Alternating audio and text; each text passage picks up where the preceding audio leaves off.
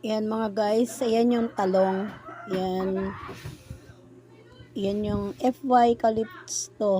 Yan, dami niyang bunga oh. Yan, malapit ko na siya ma-harvest. Yan, yan yung buhay probinsya. Yan, pag may tinanim tayo, mayroon tayong aanihin guys.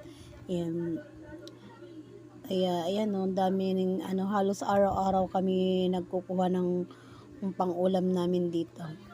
Yan, pwedeng torta, pwedeng pritong talong, panghalo sa paksiw. Yan mga idol. Yan, 1 year ko ng tanim to.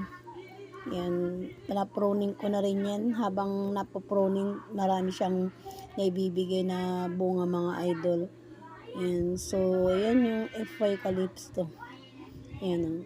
Oh, yan sunod na linggo may ha-harvest na.